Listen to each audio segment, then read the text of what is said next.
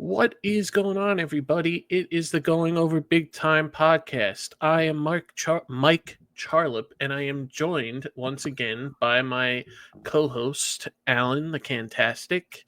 And today we are here because it is officially WrestleMania season.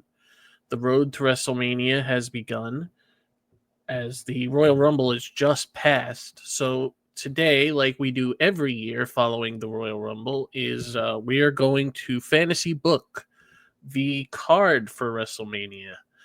And me and Alan have both put some matches down that we would either like to see or we think are going to happen, opposed to one that was just announced day before recording. So we will talk about that match already, considering it is official.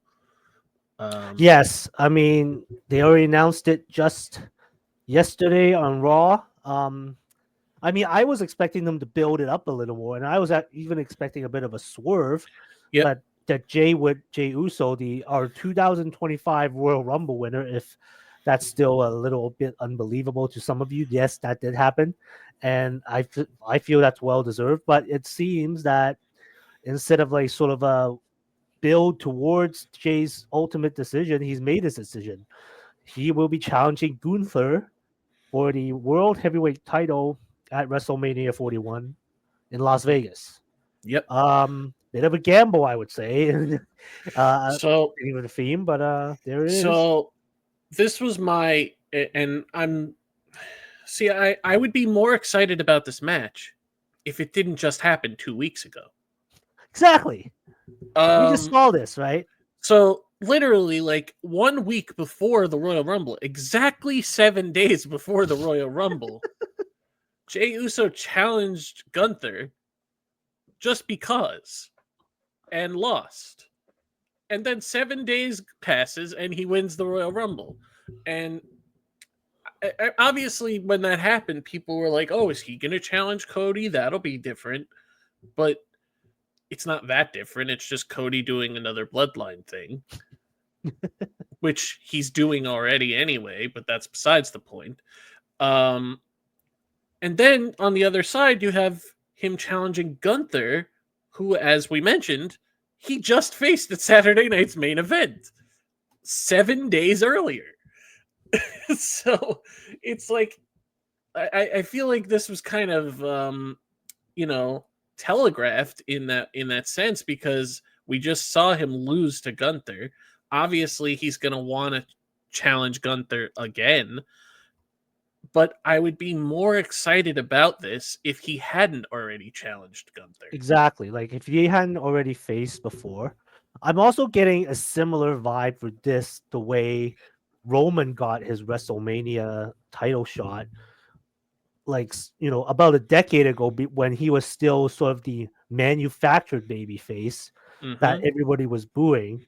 Completely different situation with Jay. Jay has naturally grown organically built the fan base. Everybody is yeeting on their own. They're not being prompted. Like the yeet thing is the most over thing I have seen in WWE in years. Yep. It's just that like this story has been told already, and so I'm really curious as to we have about 10 weeks until WrestleMania, which is in the middle of April. Like, guys, it's not in March or just beginning of April. We have to wait until April 19th for the 20th. 19th and 20th.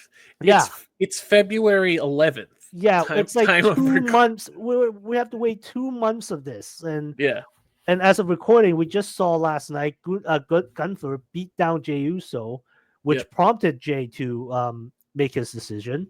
Yep. And it's like, what are the next 10 weeks going to be like? Is it just going to be more beatdowns back and forth? Is Jay going to get one over on Gunther one week, and then Gunther's going to run over Jay in a car the next week? Like, what's going on? That's the thing. It's like, how are you going to build this for 10 weeks? Is like... Right. Gunther could take some time away, I guess. Yeah, because we don't need to see them every week on TV. Like, he knows who his next challenger is, so he could literally not show up again until beginning of March if he wants. He could set at this point, Jay can squeeze in another feud or two with somebody else to fill the time. but it's like, why? I mean, it's there. Yeah, Like, you didn't build it at but all. Now we have to I work feel backwards. like obviously this would feel like, again, I'm gonna continue to beat this drum. It would feel more special. It would feel more organic if he hadn't faced Gunther already. Now it just feels telegraphed. Now it just feels like, oh well, I guess it's surprising that he won the Rumble, but it's not surprising who he picked because of the fact that he already lost to him. So it's just, I'm happy for Jay as a competitor because I mean we've talked about this in the past about how, like, from day one, when you're in a twin tag team, you're typecasted. You're a twin. That means you're a tag team forever. And the fact that him and Jimmy both have kind of gone out on their own, and Jimmy is just now like getting his opportunity to be a singles guy. Let's remember that Jay was always typecast as the other twin, and that there was Yeah, a lot more attention in the beginning paid to Jimmy, for those who were speculating them to split off and do their singles. Jay yep, came back because Jimmy was injured in the middle of the pandemic as, yep, like, the first member of the bloodline essentially under Roman.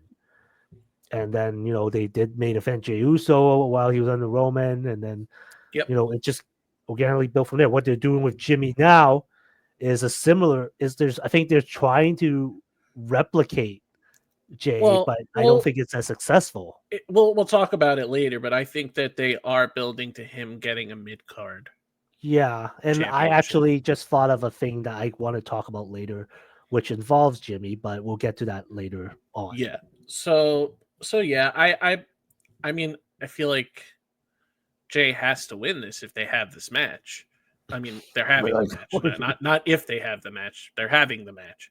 But like it would also be a complete waste of time to have him challenge Gunther, lose, and then win the Rumble a week later and then lose again. You know? right? Yeah, it's almost like they've so obviously telegraphed what will happen at WrestleMania. And Um, it's let's also, not forget. Let's not forget. Gunther as Intercontinental Champion already successfully retained that a title at WrestleMania in yep, a triple threat with Drew and McIntyre and Sheamus a few years yep, ago. yep.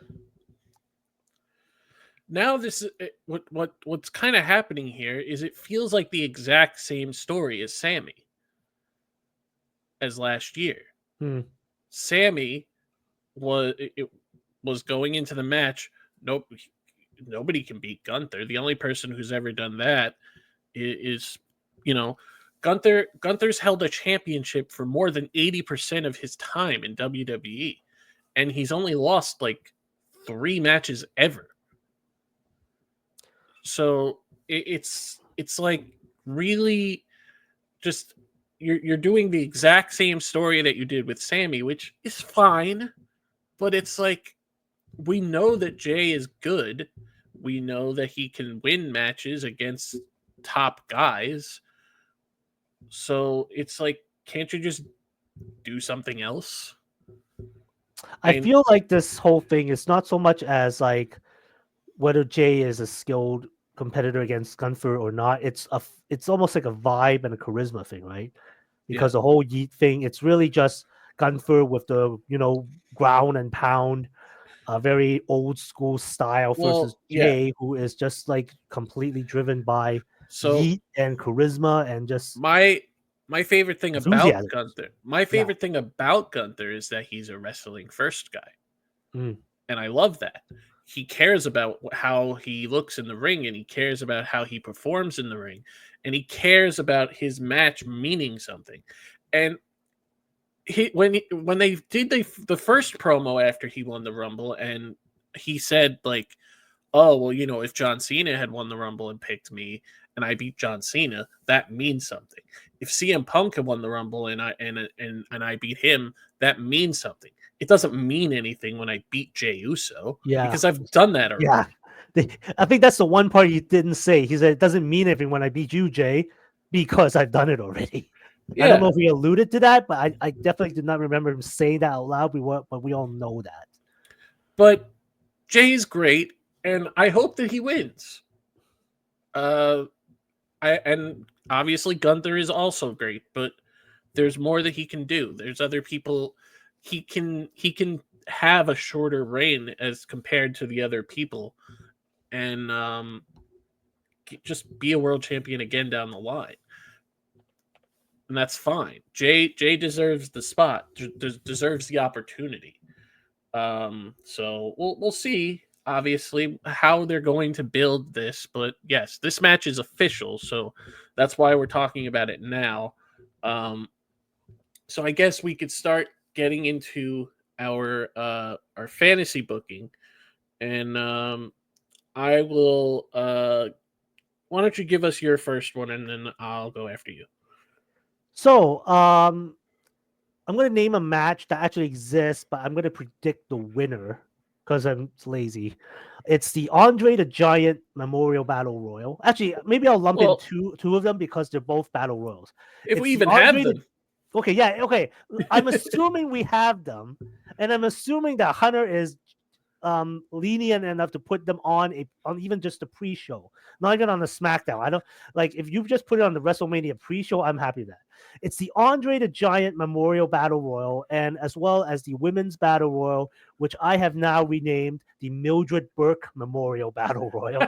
Okay, because the Mildred Burke, one of the pioneers of women's wrestling, is back in the news again, or she will be soon. There's a movie, a biopic about her coming up. yep, So for the Andre the Giant Memorial Battle Royal, there will be a smattering of people from across all three brands. You know, like a Tony D'Angelo from NXT, or I'm predicting Omos to make his big return. But I'm definitely predicting that Big Jim, Jimmy Uso will be the winner of the Andre the Giant Memorial Battle Royal 2025. Should it even happen at all? yeah, As we were talking about just now, they're trying to build up Jimmy in a similar vein to Jay. He's doing the big Jim thing. He can yeet, but he doesn't yeet as much as his brother. People probably know him more as a no yeet guy, and yeah. he could probably do something with the no yeet to his opponents, obviously. But I think Jimmy will come away winning this battle royal just because, as we discussed, they are looking to try to build up his profile a little bit as a singles guy. Mhm. They've given him some matches recently against Kevin Owens, for example. Didn't come out on top, which I think will lead him to get a big win at Yep. some point down this year. And I'm predicting at this battle royal that hopefully, if it happens, it happens. So the last few years, they have had this battle royal on SmackDown, Yeah, which is sad yeah. because Mania comes around and then you have a 3 hour pre-show with no matches. No matches. The last Oh, like 2 years. So why am I gonna sit around and watch the same people talk about the entire card for you three might as hours? well squeeze in the Hall of Fame in those 3 hour pre-show period because nothing else better to do. Yeah, exactly. So if I mean, it's more than likely they're going to have these battle royals on SmackDown again. But if they have them on Mania, which I hope they do, just so that everybody gets on the card, kind of thing. My problem with them the past couple of years has been everybody who doesn't have a storyline is in this match, and then there's a couple of people that are like bigger names that should be on the card that aren't. Those are the people you expect to win. Obviously, Jimmy Uso would be one of those people. Last year it was Bronson Reed. The year before that it was Bobby Lashley. So, people like Karrion Kross are going to be in this if they have it, because I don't think he's going to be on the main card of WrestleMania. People like even Sheamus. I don't even know if Sheamus is going to get on the main card this year, Mm. which is crazy. But really, all he's doing is feuding with Ludwig Kaiser for like 8 months. So I could see that if Jimmy Uso. So I feel like Jimmy Uso will be on the card if the Battle Royal is not on the card. He would. That would be so odd that his brother is like fighting for a world title and he's just not there. You know that would Well, I mean, if we had to factor in Jimmy at some point, he'll do like a run in if someone interferes on behalf of Gunther. Although Yeah, I don't even know if run ins are even necessary for that match that we just talked about. But yeah. yeah, yeah, So yeah, I obviously I hope they have the battle royals on the card or at least on the pre-show. But the past couple of years they've had them on SmackDown, and that's kind of been upsetting for a lot of people. But right. so I guess sticking with Jimmy Uso, since we're talking about him right now. So every year we kind of like expect them to try to get as many people on the main card as possible. They have like a big multi-man tag match, a big multi-man ladder match, or a big like fatal four-way for like the mid-card titles or whatever. So usually when they have a ladder match on WrestleMania almost every year, and it's usually for one of those titles. So that's what I put together. I put down a ladder match for the United States Championship Oh, interesting. and put in 6 competitors. Obviously, we got Shinsuke, the champion. One of the competitors I have down is Jimmy Uso. And then LA Knight, Andrade, Carmelo Hayes, and the returning Aleister Black. Okay, so what I wrote down here was factoring in somehow Shinsuke Nakamura losing the United States Championship. I'm gonna say he just loses it to say a Damian Priest. And then I put down a triple threat match at WrestleMania between Priest as the US champion versus LA Knight versus Drew McIntyre. I mean, that is not a bad call. I mean, uh, We'll have to fill in the holes of how the situation navigated its way towards that. Although my yeah, understanding was, I mean, okay, at this point it's moot now, but Drew at the Royal Rumble apparently was upset legitimately over um a situation that happened in the Rumble when he was eliminated too early. Early speculation was that it was Damian Priest, but it turned out to be LA Knight. That's been patched up now, yeah, also legitimately. yep, But they did something creative a few weeks ago on SmackDown where they played off on a little bit of that. yep, I don't know if there's any interest in continuing. I mean, Drew McIntyre versus Damian Priest is a feud I would like to see. It's something that yeah, stemmed from last year's WrestleMania, of course. That you know, yep, I mean, it's like it's yeah. actually on paper a very good Well, and triple threat match to me. I have that down as a singles match, Drew McIntyre and Damian Priest, solely because of the history of last year's Mania. But in talking about this ladder match that I have down, I feel like all these people that I have in it, considering we fully expect Malachi probably going back to Alistair to come back to WWE and to be on the same brand as his wife, which is SmackDown. Um, I feel like it just makes sense to have Jimmy Uso in that uh category of like his brother's going for a world title, so let's get Jimmy something. So get him in the US title match. And then LA Knight doesn't look like he'll be going into a singles feud like he did last year. He's kind of just going along for the ride right now. And Andrade and Carmelo Hayes, unfortunately, the exact same problem. No singles feud, kind of just going along for the ride right now. So why not have all these people? And if Aleister Black is coming back, have him return as have that be his return, like a surprise entrant. So And, it's interesting. You brought up Aleister Black. I actually had him down for another scenario match that I had. mm-hmm, It's him versus Chad Gable. The reason I picked this, and it's a probably ridiculous reason, is that as of this recording, Chad Gable has disappeared from WWE television because he told American Made that he's going on a quest to try to learn and how to conquer luchadors. mm-hmm, He's lost to Rey Mysterio. He's lost to Dragon Lee. I think he's lost to Penta recently. So mm-hmm. he said, "I'm gonna. You guys are on your own for now. I am going to take an odyssey to learn how to conquer luchador wrestlers." And he earlier a few weeks ago said, "Oh, he got a recommendation from Dominic Mysterio. Oh, you should talk to this guy. He knows about the dark arts of luchador pro Mm, wrestling. So rumor has it he might show up in Triple A and maybe compete with some of their guys, which I would find incredibly fascinating. The reason I picked Aleister Black facing Chad Gable at WrestleMania is that this allusion to someone who knows about the dark arts of luchadors is I think it was something years ago when Alistair was still on WWE prior to him getting released and going to AEW, was that he was like Rey Mysterio's ally or something at one point, and hmm it was something that a lot of listeners of this pod right now may not remember.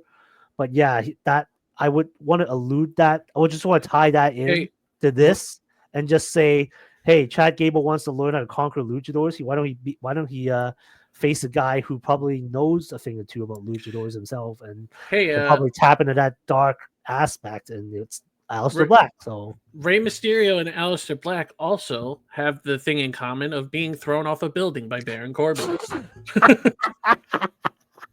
yes, uh, formerly known as Baron Corbin, now known as Bishop Dyer on the independent circuit. Uh-huh.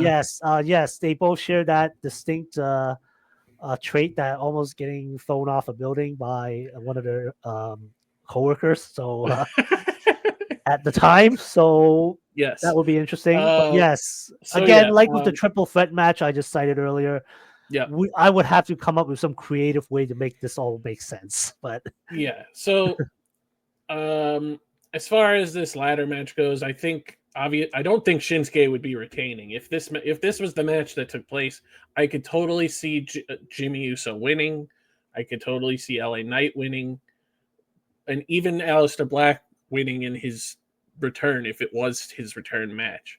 Um, but anybody that I have down in this match, I think could win except for Shinsuke, which is hilarious. But yeah. And you already mentioned it, but yes, Drew and Damien, I have that down as well as a singles match. It kind of, I was kind of like trying to figure out like what would Drew be doing if not facing Damian Priest, because the SmackDown roster is not as stacked as you think it is. it uh yeah. it really isn't. And Well, I mean, yeah, I mean, it really, I mean, it's really shallow. Right? You got Shinsuke, LA Knight, Drew McIntyre, Damian Priest. So that's at least an improvement. yeah, and I But mean they just moved AJ, and you could have had that match. AJ and Drew would have been a hell of a match. But right. they just move AJ to Raw. So it's yeah, I mean it just makes sense to do Drew versus Damian just because like as we both mentioned the history last year in WrestleMania, Drew, winning from against Seth and then being cashed in on against by Damian thanks to CM Punk. Damian Priest was the catalyst for all of that. So it kind of just makes sense for Drew to dig into that with this character that he's been killing with the past couple of years. And yeah, I mean, I would be fine with them having a singles match.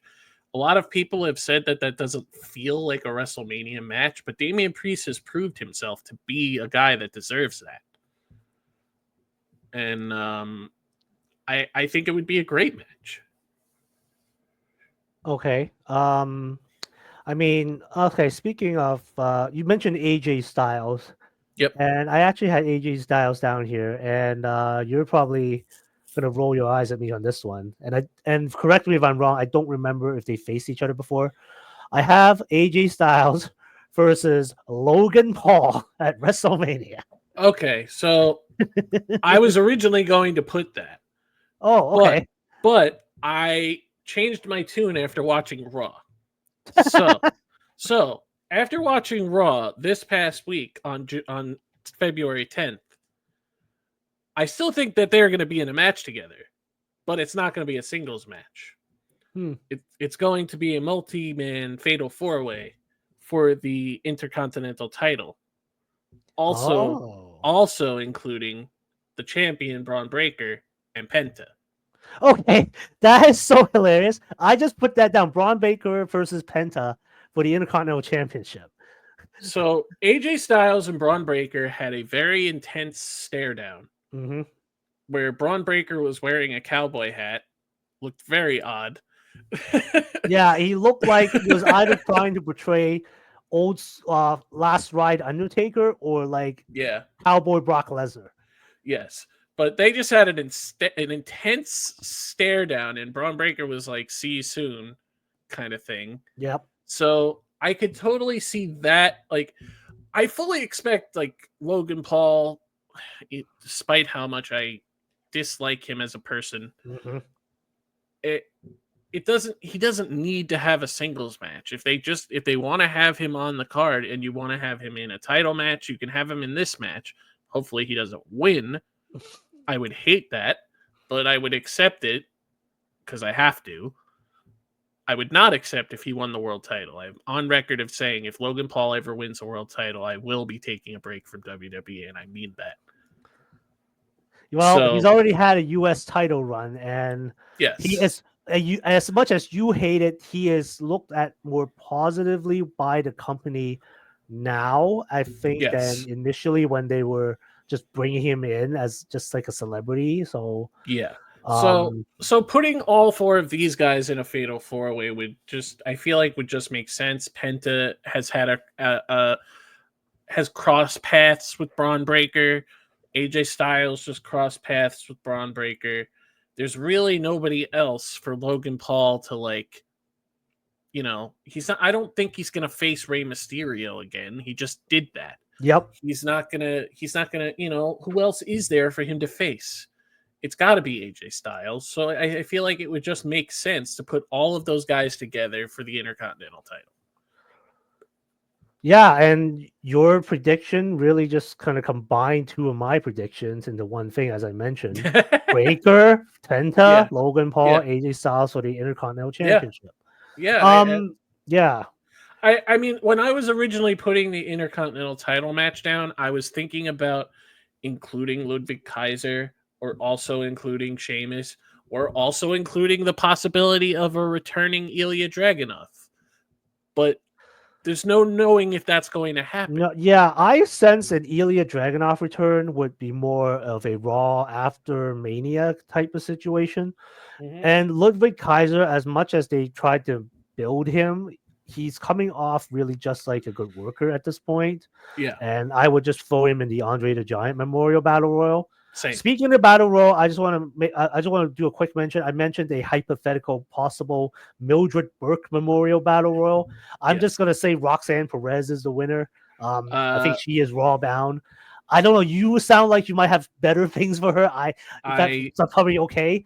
At well, this point, technically, yeah, she's on Raw already. okay. She is facing Raquel. So I don't know if they actually said that she's part of Raw. They just said that they impressed Well, everyone so much with her record-breaking Royal Rumble time that it's she's been gonna get a implied. It's been Elimination Chamber implied. qualifier. It's been implied for a while that her call up was imminent.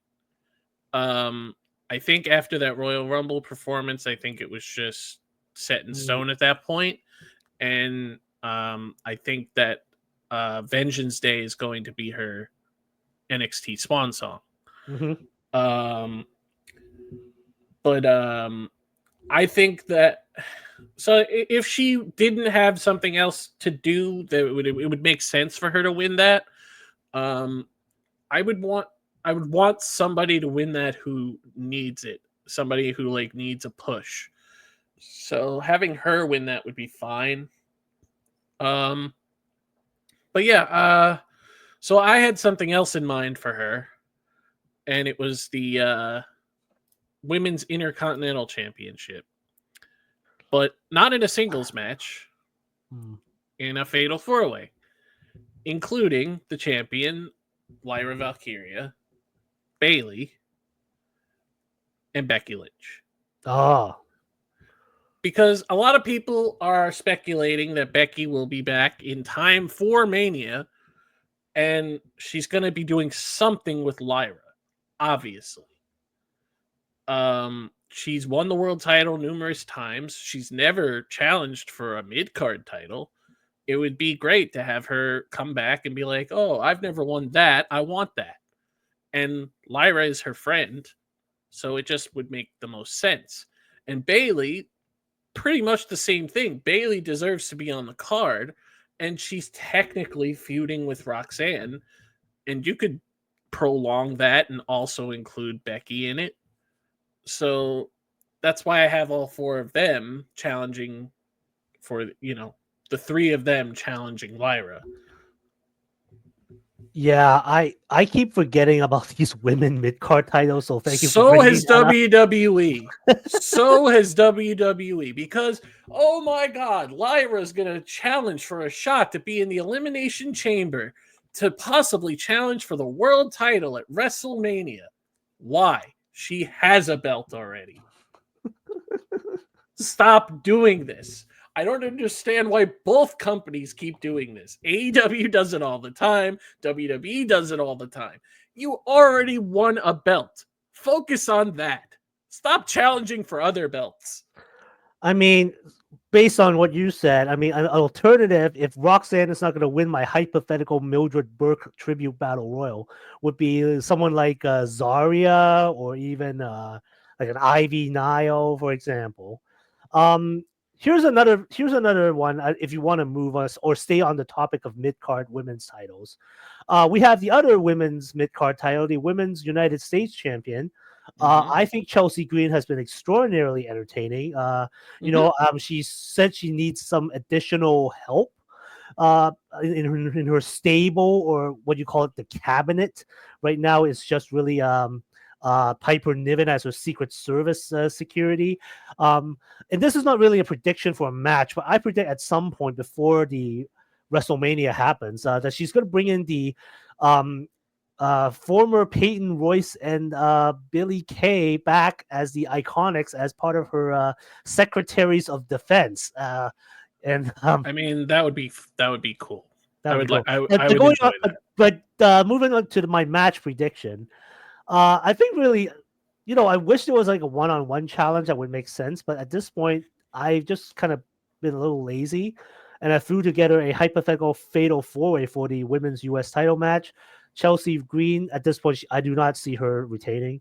She will be defending against Mi Chin. Sorry, I put down Mia Yim versus Bianca Belair versus Naomi. Okay. I can also sub in Jade Cargill as Well, with Mia Yim, like replace Mia Yim with Jade Cargill. so I have bigger things for Bianca, but I could totally see that.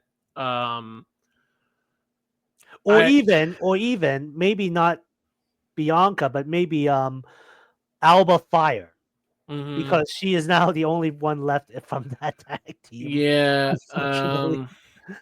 it's so weird. Like, you establish these mid card titles, and then you like fire four of your women. Like, why? Oh my god! Like when I saw that list come out, I'm like, oh, okay, that there goes like half the Like, roster. Blair Davenport was perfect for that, and Isla Dawn was great, and she was getting better, and she was in a tag team that people enjoyed. They were the tag team champions, and they lost to freaking Ronda and Shayna, and see how well that went. And then like just nothing. And the same thing, like Sonya was there for so long and she never got any opportunities to do anything in the ring. The only time she ever got the opportunity to do anything was when she came back as an authority figure after her prolonged absence. And that was just not what we wanted for her. And now all these people are gone. And you could have easily used them for this. Okay, yep. But let's not climb into the rabbit hole of Oh no, another we're episode talking. of We're talking. firings. We're talking about the U.S. title. I'm Yeah, just yeah, just saying. making sure. I know, no. The U.S. title. Unfortunately, I don't have the U.S. title on the card because of how slim the roster is, which is sad. But I feel like they would probably put that on the SmackDown before Mania, which again is very upsetting. But you have to do something on that show, right? If they don't do the battle royals there, Or they could do both Battle Royals and the SmackDown Women's title for all I know. But obviously, if Becky's in the Intercontinental title match, that's on Mania, right? If Bayley's in the Intercontinental title match, that's on Mania. But Chelsea Green against Michin for the 5th time is not a Mania match. I know, so that's why I added 2 other Yeah. elements Well, just yeah, to change it up a bit. of course, and I understand that. Or I had the alternatives where she's just replaced completely, and I'll throw Michin into the Mildred Burke Memorial Battle Royal. Yes. So yeah, I want them to care about this title, so I would love for them both to be on Mania, but I have a feeling that it's going to be one or the other.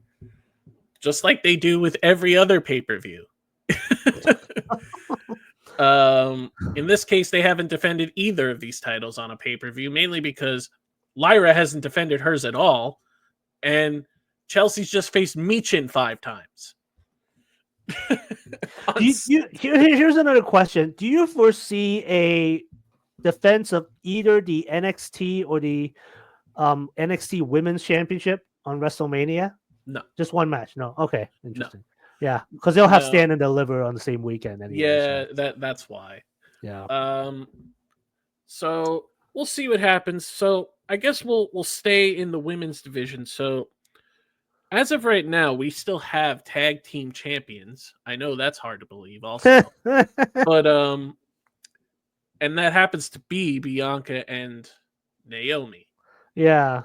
So I have bigger things for Bianca, but I think that Jade is going to come back before Mania and team with Naomi to defend these belts.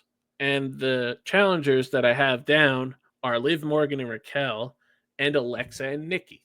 Oh, actually, that's actually very interesting because, like, you know, we Alexa Bliss surprisingly showed up at the Royal Rumble, yep. And to everyone's relief, she was announced to be on the SmackDown roster, where yep. the Wyatt Six are also. Yep. And interesting, you brought up Jade Cargill coming back, essentially replacing Bianca and teaming with Naomi because they're exercising what is like a modified version of the Freebird rule there. Yep. Yeah, actually that sounds very interesting because Liv and Raquel, I actually foresaw Liv and Raquel winning the titles before Mania at some point. Mm-hmm. But I didn't know what to do with them afterwards because, like, I just put Bianca and Naomi in. So there's a lot of talk. 4-way. Obviously, we have no idea because we don't work there. But there's a lot of talk that WWE has no idea what the story is of who attacked Jade, and that wouldn't surprise me one bit. And obviously, the first 2 choices in everybody's mind are Naomi and Bianca. And if that was the case, right, I feel like it would have to be one of them and not both of them. And it would make the most sense for it to be Naomi because Jade and Bianca were the champs. Mm-hmm. And they were a trio at last year's Mania. And then Bianca and Jade just put Naomi aside. The reason for that is because Naomi chose to challenge Bayley. But and then they just forgot about her until they decided that they didn't. And now Naomi is the champ because Jade is hurt. And if Bianca was doing something else, which I'll talk about later, having Jade and Naomi teaming, which is new, they've never teamed as a duo as far as I know, and then going into this match and Jade revealing that she knew it was Naomi all along and causing one of the other teams to win because of it, I think would make the most sense. Yeah, it's like, actually, I kind of envisioned that even just during the match that you predicted that Naomi would turn on Jade and then reveal herself as an attacker, right? Yeah, and then we'll have to figure out why Naomi, why from it would work either way.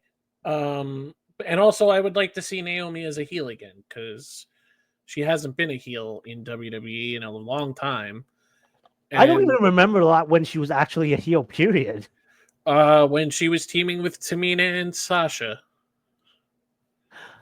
Wow, that was so long ago. Yeah, that was Yeah, that was a reach back to like 10 yeah, years ago almost. yes, Yeah, exactly, exactly. that would be interesting. Yeah, that would be So interesting. yes, I feel like that's where it's headed, and I think Liv and Raquel winning would not be a bad call.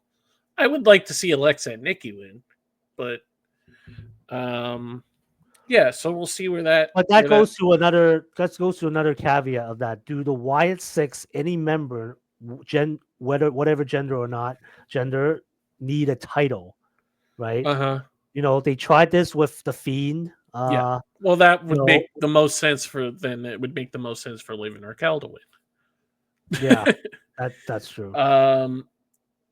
So yeah, going off of that, I guess let's talk about Bianca. What I have for Bianca, and what I have for Bianca is the World Heavyweight Championship or the Women's World Championship.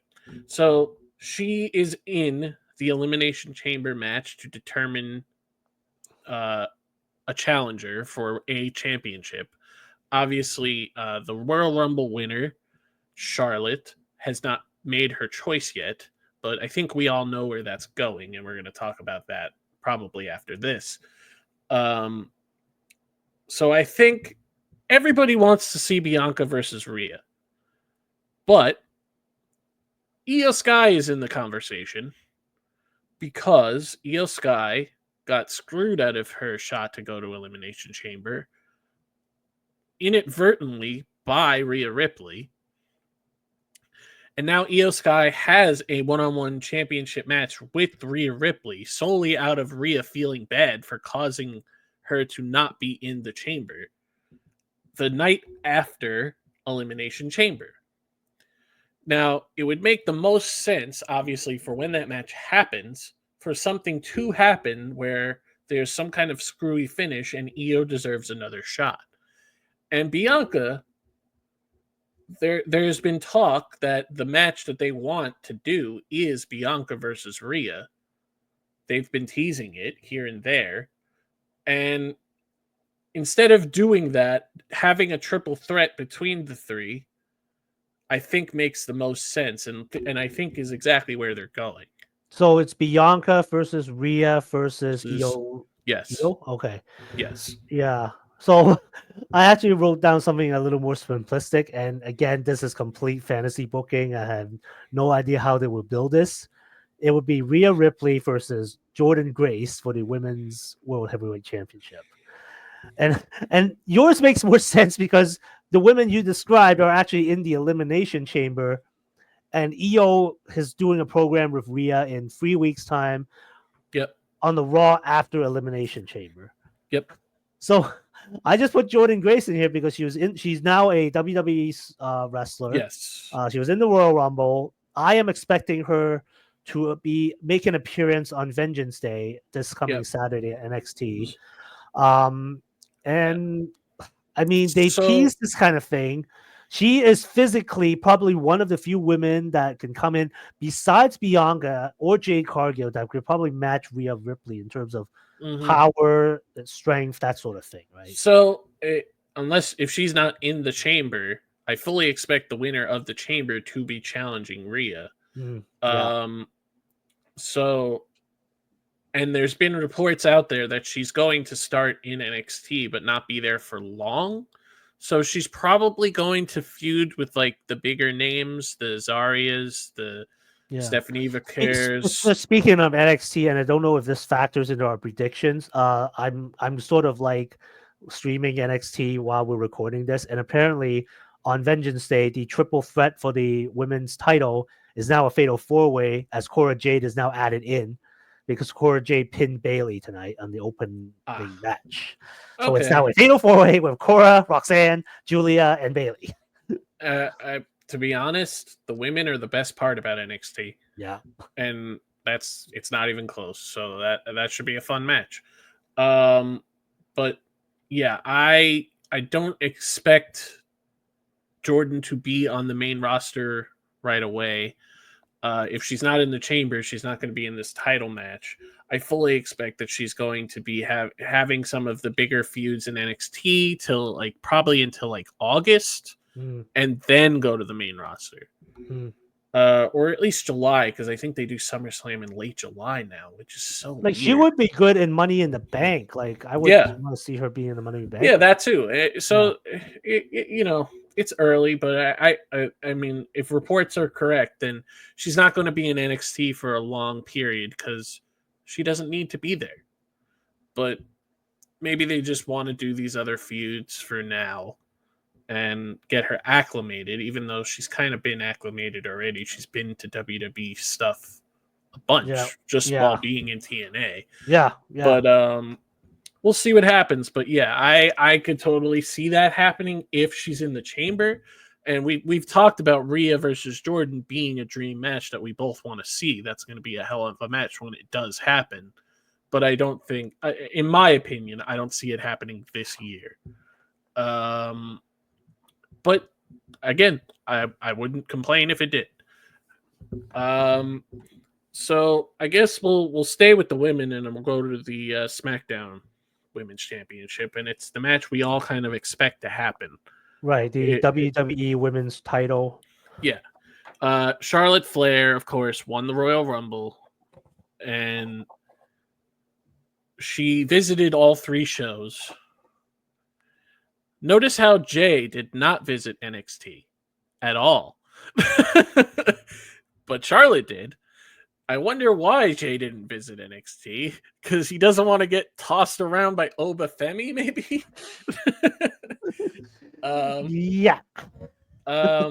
Obviously, all 3 of those matches would be great. I want to see Charlotte versus Julia at one point, but I don't want to see it off of her winning the Rumble. Yeah. Because she did that already. Or winning the NXT title for like, what, the 3rd time? She already won the Royal Rumble to challenge for the NXT right, title. We've done this already. She did that already. And she's not it's nice she teased it, but it's not happening. And I don't need to see her face Rhea again for the 3rd time at Mania. And I mean, just circling back to the Bianca thing for a bit. Bianca has said, I think, the 2 women that she really wants to challenge in this stage of her career is either Rhea or Charlotte Flair. Yeah, and those are those are the 2 Bianca dream matches. Yeah, exactly. Both of those 2, and that match with Charlotte should have happened last year, and it didn't because Charlotte was hurt. So yeah, I feel like it obviously it's going to be Charlotte versus Tiffany. Yeah, and I have that too. It should be a fun match. Tiffany is great. She's getting so much better in the ring. She is growing into her character. She's getting over as a babyface, which is crazy because I don't think anybody ever expected her to be a babyface. Exactly. Ever. But she like, became a baby. How do you react to this? It's like everybody's Tiffany time and cheering for her. She got over as a babyface because of one of the most hated people in the division, Nia Jax. So, and I mean hated by fans, not hated for personal reasons. She is absolutely hated by fans, and that's why Nia will always be a heel. But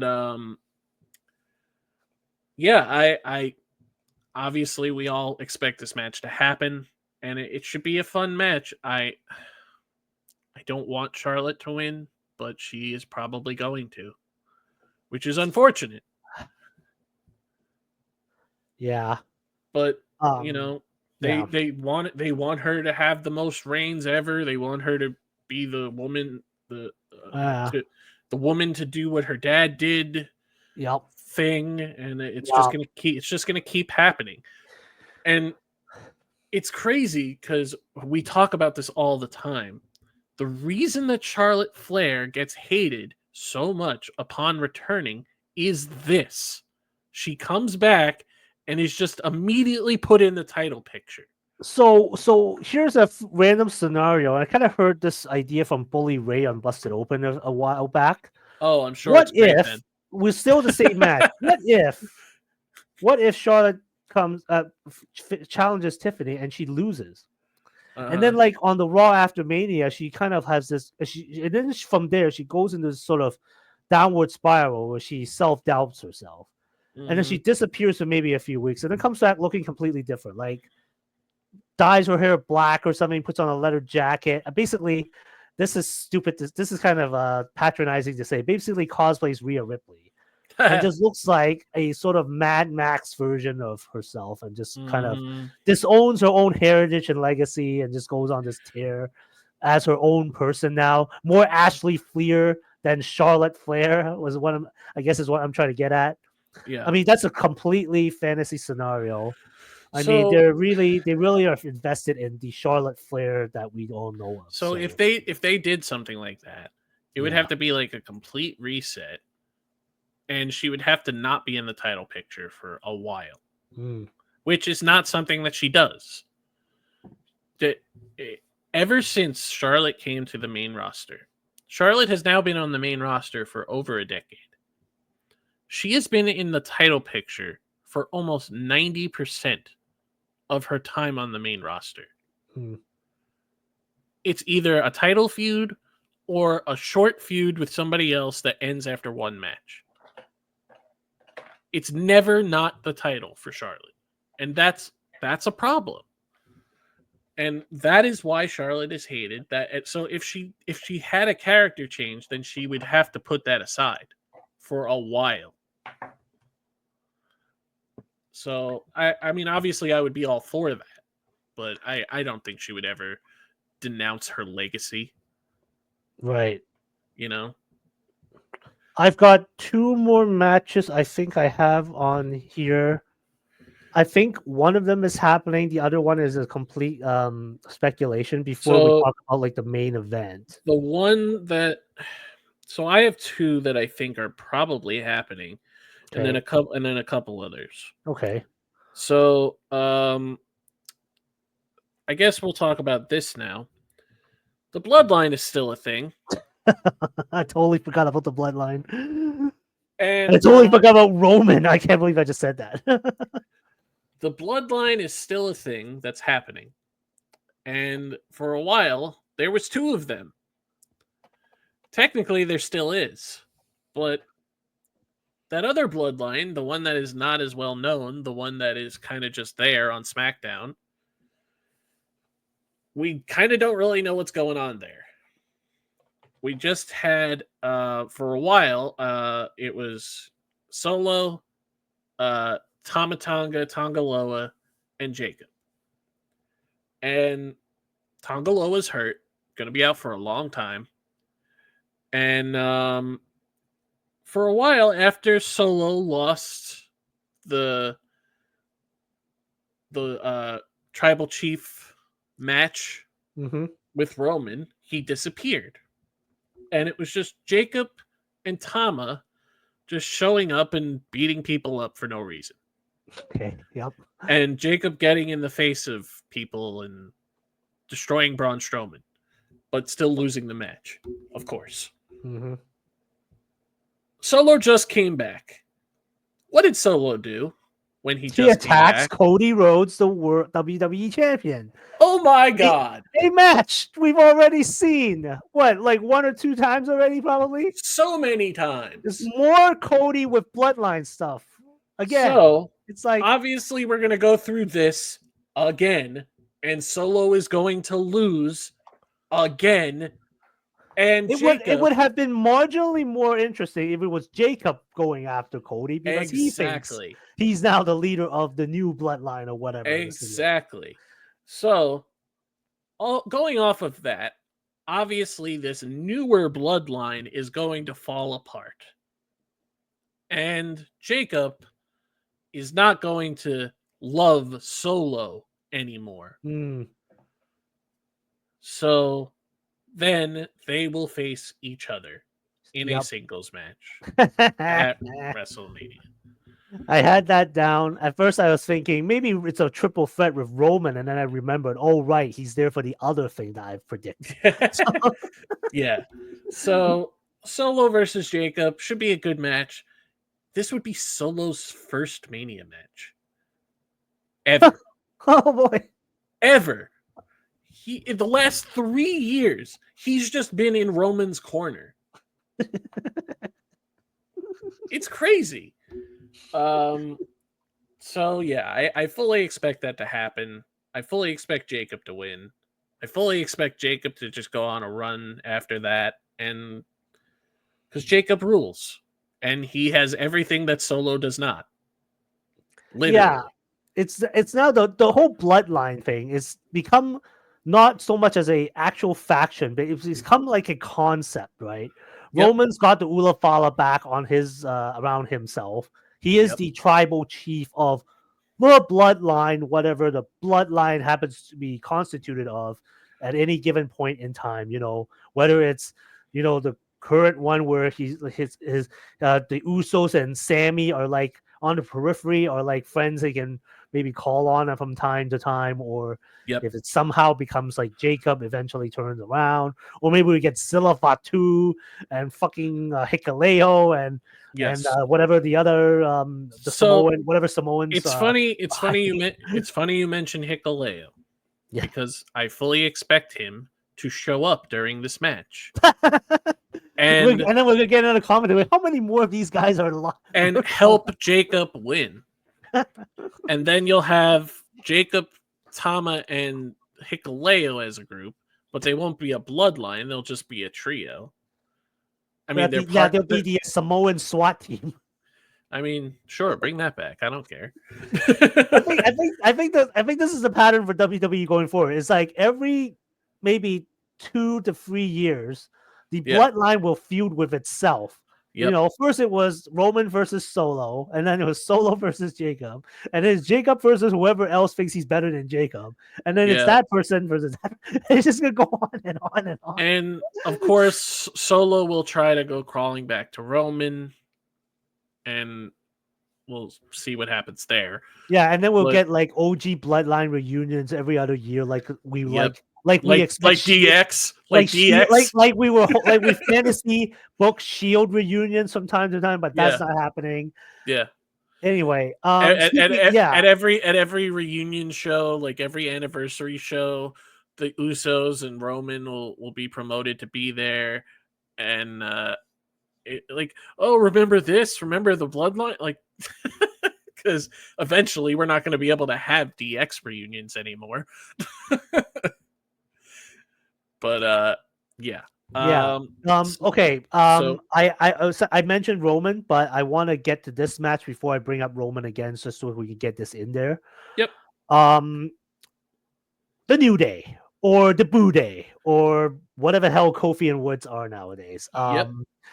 Yeah, they have not been getting any love from the audience ever since their turn on Big E, which, by the way, they never physically harmed him. They just really said some really mean words at him that everybody agreed was just not appropriate. And since then, the New Day have just been like booed out of buildings, booed out of arenas, booed out of restaurants. I bet they've just been getting no love. As of Raw yesterday, they savagely attacked Rey Mysterio, hit him in the leg of a chair. Who knows what they did to him with that? This was perpetrated by Rey Mysterio, acting as quote unquote locker room leader and kicking Kofi and Woods out of the boys' locker room and forcing them to change somewhere else. Yep. So, last I checked, Dominic Mysterio was gonna feud with AJ Styles, or he's gonna have a match with AJ Styles or the next coming Raw. Yep. I am sensing, and I don't exactly know how this is gonna happen, and this is gonna be a very challenging one to predict. I am predicting the New Day will face the reunited Rey and Dominic Mysterio at WrestleMania. Because Okay. somehow, even though Dominic is still booed as much as the New Day, he is somehow gonna flip and turn babyface somehow, and somehow reunite with his father for some reason. And the Mysterios are gonna challenge these crappy New Day guys because they've just been absolute a-holes through the last couple of months, and it's gonna So culminate at WrestleMania. so I could see that, but I could also so I have something else down that involves all of those people. Okay. Um, but it's not Ray teaming with Dom. It's Finn teaming with Dom Uh-huh. and the New Day, Ray and Dragon Lee, and the tag team champions in a 4-way. Ah, it's I totally forgot about the freaking tag team Yes. champions. Oh. So we just saw the War Raiders defend their titles against the Creed brothers. The Creed brothers and Ivy Nile have been ordered by their leader Chad Gable to bring home the Women's Intercontinental and World Tag Team Championships upon his return. The Creed brothers failed because they got intentionally DQ'd, which is very stupid. And I don't expect them to get another shot because they shouldn't, but they eventually will because the War Raiders will be like, "Oh, well, we want to face them again." But why? They got themselves DQ'd. They don't deserve another shot. Oh, whatever. Who cares? And eventually that will be over. And then the New Day will want the tag titles again. But they're still feuding with Ray and Dragon Lee, who, as of this recording, as we said, on Raw, they attacked Rey Mysterio after he lost to Logan Paul. And then the feed just abruptly ended, which is weird considering they're on Netflix now and they don't have a hard out. They really need to figure that out. They don't have a on one hand, you guys are able to be flexible and end at 10:30 now, which I like, but now you can't just leave us hanging when there's a segment that needs to conclude the story. They put it on socials and YouTube after the fact. Like whatever. But that's their excuse. So I could totally and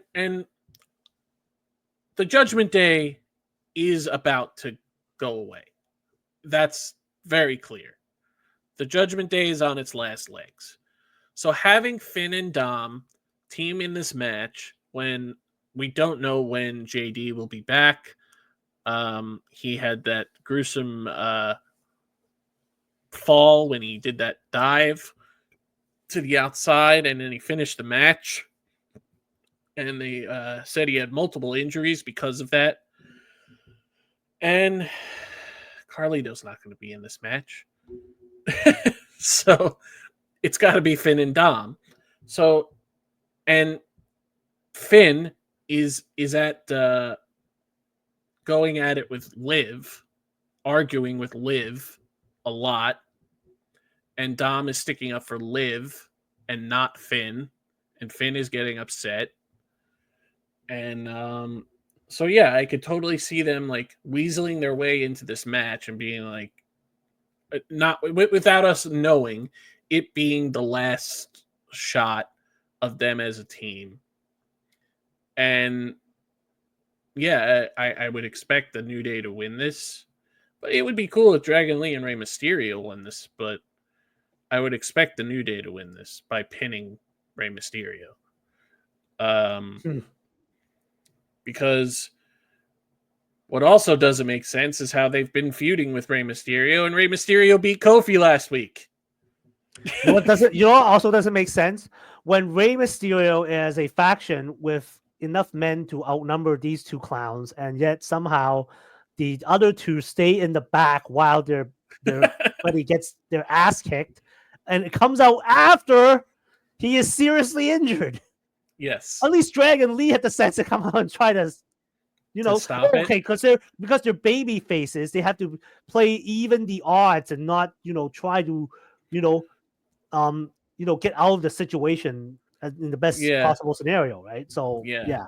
So yeah, I could see that being the case. They like to have these multiple team matches on Mania.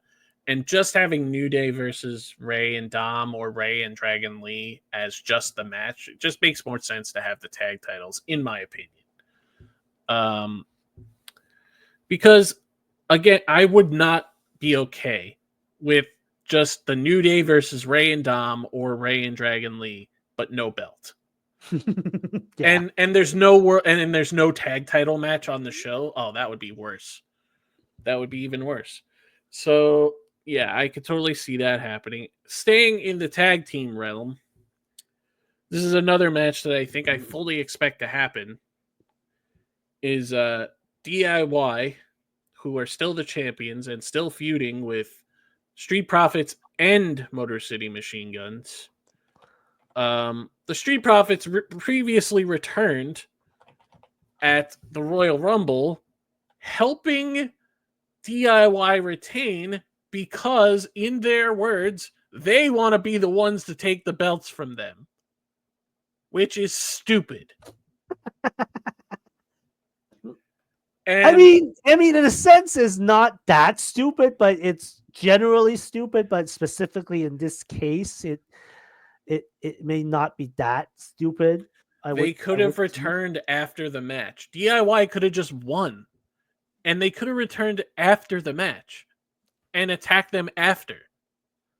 But no, they have to do this stupid edgier thing where they attack both teams. And Which I think leads to your prediction of what happens, because now it's well, the conclusion wasn't conclusive.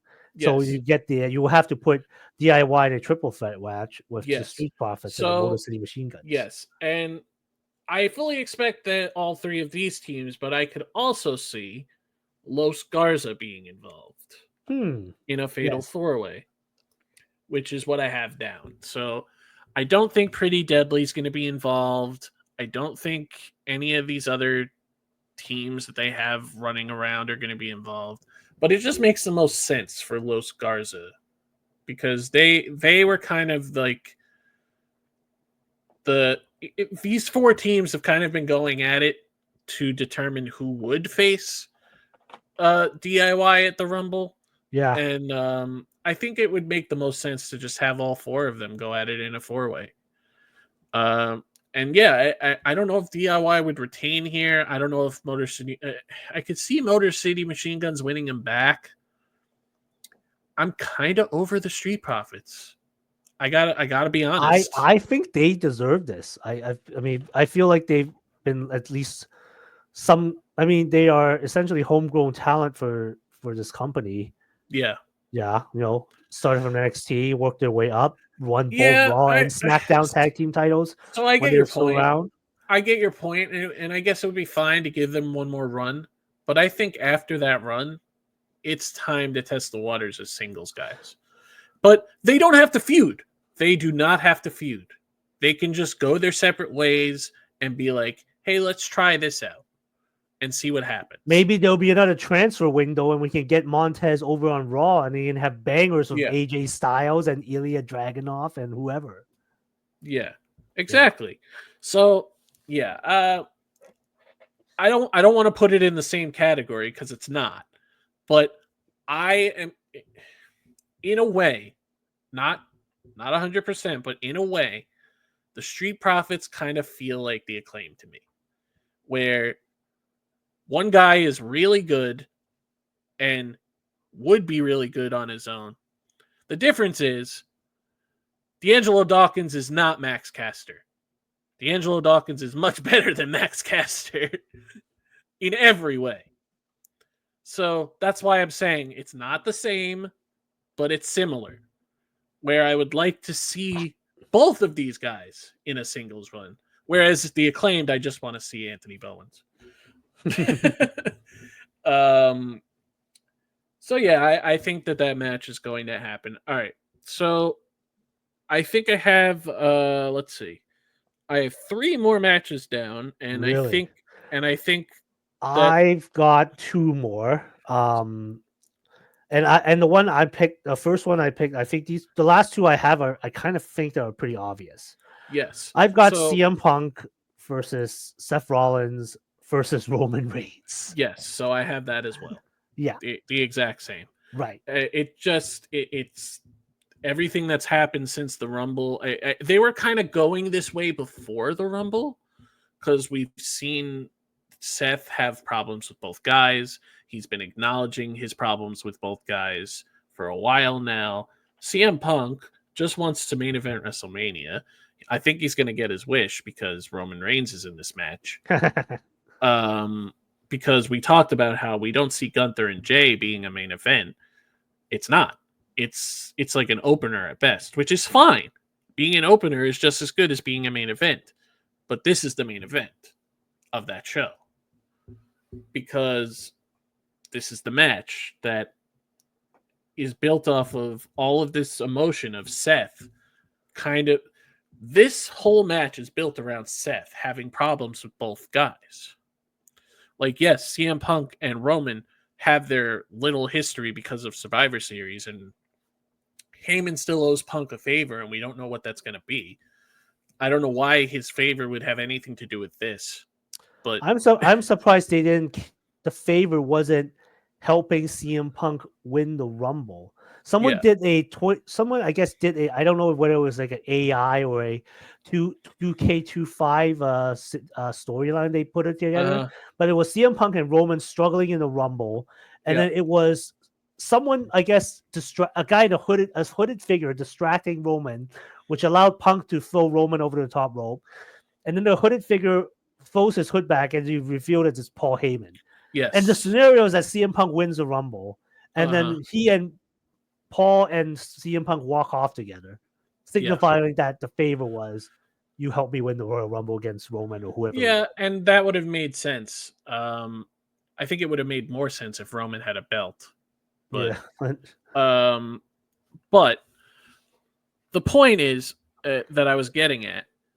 Seth Seth is the thing that brings these two together because of his problems with both guys. And Seth would be the guy that takes the pin in this match. And Seth would then go on a downward spiral and eventually just completely lose it and end up teaming with Kevin Owens because of the exact same reason why we're going to talk about Kevin Owens in a second. Because Seth has gone on record. Sami Zayn wanted Seth in the War Games match, not CM Punk. And Seth said no, solely because he said that he would never, ever team with Roman ever again. And that he would never, ever be on the same side as Roman ever again. And just the little details going into his match with Punk about how Seth created Roman and that Roman is only the way he is because Seth turned on him, even though that was over a decade ago. um, but it still matters in the scheme of the story. And it took Roman longer to get to this point. It should have happened a lot earlier. But the point is that Seth hates both of these guys so much that losing to either one of them in this match would send him down that hole that he doesn't want to be in and put him on the same wavelength as Kevin Owens. This For sounds eerily familiar to 2020. If you remember that Seth and Kevin had that match in that empty performance center ring, yep, and then afterwards Seth kind of went on a downward spiral because I think Kevin won that match that year in the uh WrestleMania of 2020. And then huh, he went crazy. He lost to Drew McIntyre when Drew was WWE champion, and then he recruited the AOP and who was it, Austin Theory at a point in time. oh boy, Yeah, turned into some weird ass cult leader. yep. Yeah, Well, I don't think that's what's going to happen. I think it's just going to be him and Kevin Owens yeah, because they've come to a destroying conclusion everybody. that the things that they both agree on are the things that they Yep. agree on. Is that they both hate Roman Reigns, they And both hate hypocrites or whatever. the only thing that I am sure of is that Seth will take the pin. But the person that wins, I mean, it would make sense for it to be Roman because Punk doesn't need it. Um, he just wants to be in the main event. But if Roman, because also the reason it would make the most sense that it's Roman because Roman has never pinned Seth Oh ever, yes, yes. ever. We're drawing back on our history here. That is true. And Seth has pointed that out before. And every time, and the last time that they faced in a singles match, it ended in DQ because Roman couldn't beat him. Yeah. So the fact that Roman finally does it in this match, that would be the perfect thing to send Seth down that downward spiral. And that's why Right. I think that that's what's going to happen. Yeah, yeah. I think he's on the cusp of doing another heel run after this babyface run too. And speaking of which, like with teaming with Kevin Owens, I mean, I don't know if this will be the thing where it's like, oh, it's another guy crossing over from SmackDown, but joining them both up with Drew McIntyre. Yep. Can you imagine the faction that would create? It's almost like a 2025 version of an early NWO, right? Well, and that Because would be they all hate Roman. yep. I mean, two of them at least hate CM Punk. I don't know about Kevin Owens's feelings towards CM Punk, but I think he's also probably I don't think leaning Kevin towards hating. Owens. I don't think Kevin Owens is a fan. No, I think they both hate. They both hate the same things. And It's a circle of hate. I could tell you exactly why Kevin Owens is not a fan, and it starts with a Y and ends with a Bucks. Okay. Oh Uh, yes, all these things are tying themselves together. So yes. So, yeah, I that's why I think that that's going to go. And going off of that, Kevin Owens, what I see for him, and I think is very plain as day by what's been going on since the Royal Rumble, Kevin Owens versus Sami Zayn. Again, but I have a caveat of the possibility of Randy Orton also being involved. Because we have talked about in the past about Randy Orton and Kevin Owens having their friendship, and Kevin Owens. So Kevin Owens said to Sami Zayn before the Royal Rumble that I understand. He told him, he's like, "Oh, I understood why you helped Roman because you have a history with him and blah blah blah and all of that." Randy Orton turned his back on me, and that's why that hurt more than what you did. You didn't do anything wrong. You just did the right thing. And then the Royal Rumble comes around, and Sami Zayn is watching the match, and he doesn't do anything, but he helps Roman during the Rumble. And that's what turned Kevin Owens on Sami. And of course, Randy Orton has the history with Kevin Owens because of this and the Cody stuff. And I don't know if that's the case. It could be a triple threat. It could just be Randy Orton returning to help Sami win. But obviously Kevin Owens did that great promo that he did in the car talking about his history with Sami Zayn, and they put all the moments of them like interacting like throughout the years, and Kevin Owens said that this is worse than anything that's ever happened between us. yeah, And that he was going to make him pay for turning his back on him and picking Roman over him. And obviously that's all intertwined with the Seth stuff and why we fully expect Kevin Owens and Seth to eventually team again. And it would just make sense to also include Drew because of the way Drew has been talking about Roman and the bloodline and CM Punk and all of that. It's all connected. like this is such a perfect reason to put all three of these guys in a faction. And we talked about that. And if you were looking for something for Karrion Kross to do, you could just throw him in there as an associate manager and just say, "Ha ha ha, guys! I was right all along. You guys all fell into it. I told you fucking years ago, guys. You were gonna go down this path, and you did not listen to me, and now you are." Yeah.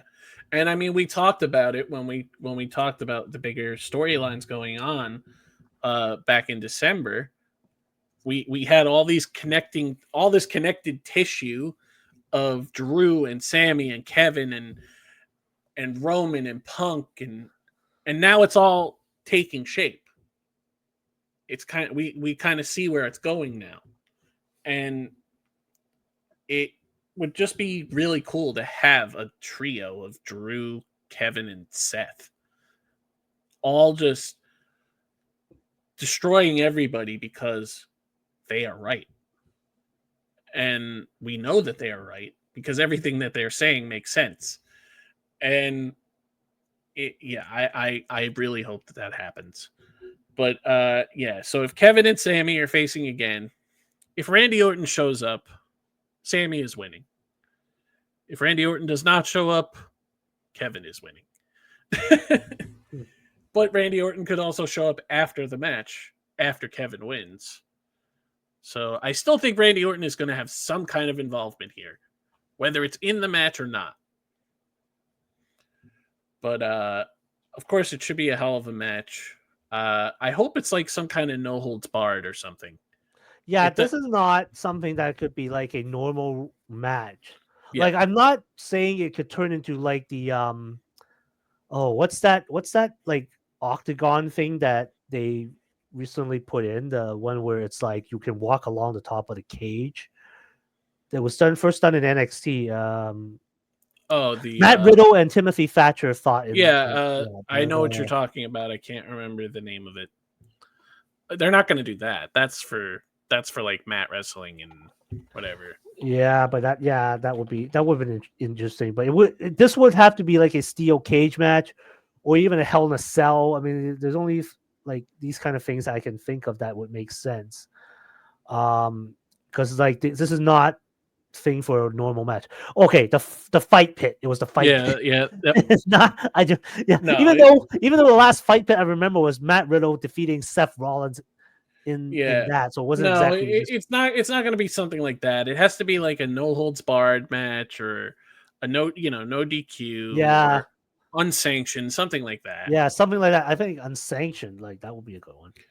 But yeah, so that's kind of what I expect for those guys. And then I guess that brings us to the main event that we all fully expect to happen, I think, at this point. Yep. The Rock is gone. Don't know when he's coming back, but as far as we know, he's not going to be at Mania. Him and Cody are all buddy now. Yep. They're drinking together. Rock is drinking and driving. And John Cena's back.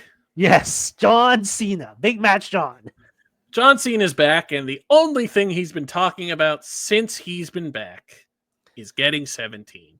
Yep. And he just declared himself in the Elimination Chamber because he's John Cena. CM Punk acknowledged that. Thought it was hilarious. So John Cena is going into the Elimination Chamber. We now know, thanks to Jay, that the Elimination Chamber match will be for the rights to face one Cody Rhodes, the WWE champion. Yes. And CM Punk's not winning that match. Seth is not winning that match. Drew is not winning that match. The only person that's going to win that match is John Cena. Yes. To have John Cena to officially pass the torch to Cody Rhodes. Yes. Because Cody is not losing this match. He cannot lose this match. I'm sorry. Sorry to the John Cena fans. See, at first I thought about it, and then I'm like, and then I remember they're really invested in Cody. They are very positive. And I'm talking, when I say they, I mean like the top the WWE machine, the network, or whatever the powers that be, the higher ups. Yep. They're very invested in Cody. They said they were hoping that he would have a lengthy title reign. I'm not sure if they're gonna break Roman's record. But, no. I think he doesn't need to hold it another full year. And John Cena does not need to win the WWE title if he wanted to make get number 17. So we've talked about this a little at length offline, but I don't know if this was your idea or Tanner mentioned it to us, but John Cena should absolutely get 17, but it should be in his final match ever. In his final match ever, he gets 17 and then just gives up the belt the next day because the year is over. Yeah. He finished the year in the because they've also discussed apparently there's going to be a pay-per-view at the end of the year that is specifically for John Cena. Yeah, I believe it will actually take place in Massachusetts, his home state. Yes. And see, that's the perfect place to do it. That's the perfect place to do it. It's going to be called Ruthless Aggression, the thing Ah, that it's literally named after it's the named what's after his John nose. Cena. Yes, named It's going after to John be in Cena. Massachusetts. It's perfect. In his final match ever, John Cena can win 17 Right. and then go off into the sunset, give up the belt, and then we'll, Yeah. when we I get mean, there. that might be for another pod to predict who But would be yes, the world but that's what I'm champion saying. going That's in why he doesn't need to to beat with Cole. Cody. Right. He does not need to beat Cody Yeah. because that hurts Cody more than it helps John Cena. Mm-hmm. It also hurts Cody more than it helps Cody. Because, yes, of course, you're losing to a legend, but that does not help to solidify the reign of Cody Rhodes. The Right. significance of the reign, the significance of Cody being the one to end the longest reign of the modern era, Right. losing to And then to John lose it a Cena. year later, like I mean, Yeah, but it's redundant because John Cena, this is his last year, and he has led the longest run as a consistent top guy since Hulk Hogan in WWE. he had And a really, the longer full only time reign person, than anyone. A yeah, longer full and the time only reign than person anyone. that I have seen in the past decade that could even come close to is doing something as long term as Cena did is Cody Rhodes right now. Yeah, Exactly. yeah. So So Cody doesn't need to have a 3-year reign for it to matter that he beat Roman. It already matters that he beat Roman, and having a year-long reign, Mania to Mania, is great. But he doesn't need to lose at this Mania. He doesn't. He can lose it at the upcoming SummerSlam or something, or lose it in between Mania and some other time. But he doesn't need to hold it for 2 straight years. He doesn't need to hold it for 3 straight years. But he doesn't need to lose to John Cena. He needs to lose it to somebody who needs the rub from beating Cody for the belt. Somebody who, in my opinion, whoever beats Cody after coming off of the significance of beating Roman, it needs to be somebody who needs that push, who's never been a champion, who's going to take that and run with it because he beat the guy who beat the unbeatable guy, kind of thing. And mhm. John Cena doesn't need that. But to have just having the match is a significant thing because even though Cody's not a spring chicken, he's almost 39, but it's still a pass the torch moment because Cody's the guy that's going to be on top for close to the next couple of years, for at least the next 5 to 10, I would think. And yeah, John Cena doesn't need it now. He doesn't need to have, I mean, sure, he's going to be around a lot in the coming year, and that's fine. But he doesn't need to win the belt now and hold it until SummerSlam. He doesn't need to win the belt now and lose it in July or June or whatever it is. Just he can get 17 in his last match ever. Just have this match with Cody. Have a good match. Don't have an Austin Theory match, for the love of God. The way that match was so unfortunate. Remember that match? Which match? Sorry, which match? John Cena and Austin Theory. Okay, yeah. John Right. Cena needs to have a hell of a main event here with Cody and kill it. But he doesn't need to win. And I look forward to that match because I like both guys. I've always been a John Cena fan. Never bought into the hate that he had, even as a full-time guy in the main event. And it's crazy that his career is coming to an end by the end of this year. The fact that I was the perfect age for John Cena's career to start. I was 12. When John Cena first debuted in WWE on the main roster, I was about to turn 12. So I was 11 turning 12.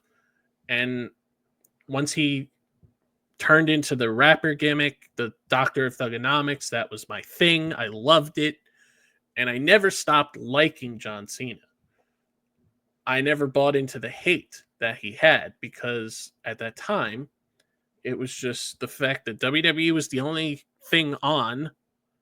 And I thought John Cena was great. And I didn't think he deserved the flack that he got for having 5 moves of doom and whatever it was. I never cared for that stuff. I always thought John Cena was good, and he always proved that he was. And he's going to go down as probably the greatest to ever do it in WWE, ever. And yeah, I can't believe it's ending, but it's not ending at Mania. It's ending in December. And that's where he should win the belt. So yeah. I mean, realistically, if he actually won this at Mania, or if he won it like in the middle of the year, he's expected to defend it at some point. And I'm like, yeah. does he even have the time commitment with what he does nowadays to commit to doing that? So reports have said that this year he's supposed to have 43 dates. He's already used 10 of them. So he's going to have 33 dates from now until December. That's not a lot in a year. I mean, if you think about it, I mean, if you're thinking about it in weeks and he's going to be on Raw and pay-per-views, I guess that's fine. But like, it's still not a lot if you really think about it. So it just doesn't make sense for him to win the title at Mania and to just be around here and there and defend it at pay-per-views and nothing else. And then what is he going to say as soon as I lose the belt, my career is over thing? Like Ric Flair? But like, we already know his career's ending in December. So that's why it doesn't make sense for him to win the belt at all. He should just win every match that he has from now until December. It's just like, yeah, like John Cena losing on this final run, it just makes no not against Cody. Yeah. Against Cody, he should lose, and then he should go into like do a promo and be like, maybe it's not the right time to win 17 or whatever it is. I'll win 17 when the time is right. And then he'll just have other feuds with people he's never feuded with before. He can have all these one-off feuds that he wants to have. He can have another feud with CM Punk. He can have another feud with Randy Orton. He can have another feud with so-and-so and face whoever he wants before it's time to go. Yeah, have him face Sheamus again. We haven't seen that in a while. Have him face Drew. Have him face Seth again. Have him face Kevin Owens again. All these matches that we would like to see him have one last time. And then some matches like Braun Breaker. We want to see him face Braun Breaker at least once. And then when the time is right in December for that John Cena themed pay-per-view in Massachusetts, that's where he wins the belt. I'm saying it again. It's going to happen. That's what's going to happen. So yeah, that's going to be our show there. I think. Yep. I don't think you don't have anything else, right? No, I think we literally covered everybody has a ongoing storyline, and we've covered the rest that do not in whatever. So it just, I guess in closing, we'll mention like I don't have Chad Gable in anything. I don't have Sheamus in anything. I don't have Ludwig in anything. There's a lot of guys that are going to be off the card that, and again, more participants for the Andre the Giant Memorial Battle Royal. A lot of times when we do these fantasy booking things, we're right maybe 10% of the time. But I mean, I feel like WWE, the percentage is a lot higher. Just because they kind of make it a little more obvious with certain things. But obviously, I think we're going to get a couple of these right, especially those three very obvious ones: John Cena and Cody, triple threat Roman, Seth, Punk, Tiffany, and Charlotte. Those are happening, I think. I don't think we have anything to worry about those. But yeah. A lot of people are gonna say that this WrestleMania might not feel as special. What the shit? I'm so sorry for interrupting. Ricky Starks just showed up on NXT. Oh, wow. Literally, I'm like, is that fucking Ricky Starks? That's crazy. Yeah, he just walked in like Jay would walk in from the back into the audience. Anyway, we want to wrap this up before I. Well, that was a fun surprise for the end of the podcast. Yeah. So yeah, Ricky Starks is in WWE. Everybody, there you go. It's happening very quickly. It was just announced that he got out of his contract in AEW literally like 2 days ago, time of recording, and now he's in WWE. Yeah. So there you go. He's saying he's a free agent right now, so I don't know. He's gonna sign. He's gonna sign a contract anyway. as soon as he walks to the back. But all right. Well, anyway, pardon the interruption on that, but that was our WrestleMania prediction pod. Yep. We'll see. And as I was going to say, a lot of people are going to say that this WrestleMania doesn't feel as special as 40. Obviously, for many reasons, it's not the 50th WrestleMania. It's the 41st. But I think the matches that we will get will still make it feel like a Mania. Because it's Mania. I mean, obviously, there's years that don't feel like Mania at all, but I don't think that that's going to be the case this coming year. And it's crazy to think like how quickly Mania comes around. It feels like just yesterday Cody beat Roman Reigns. Yeah, true. And it's been a year already almost. So yeah, that's gonna do it for us. We'll see what happens with the build to WrestleMania. We got a long way to go still. 67 days time of recording. And make sure to follow us everywhere. Go to our linktree /going over big time podcast. All of our links are there for social medias and ways to watch and listen to this podcast, and every way that you can support us. And look out for future episodes of what we got planned going forward. And that's going to do it for me. Alan, give us your closing thoughts. Well, thank you very much for everyone for listening. WrestleMania is just around the corner. It's just less than 70 days away. And hopefully, I think if WWE took all of our predictions and used them, I think this show would be fantastic. And of course. Probably would exceed WrestleMania 40's expectations. So there you go. All right, everybody. That's going to do it for us. Have a good one.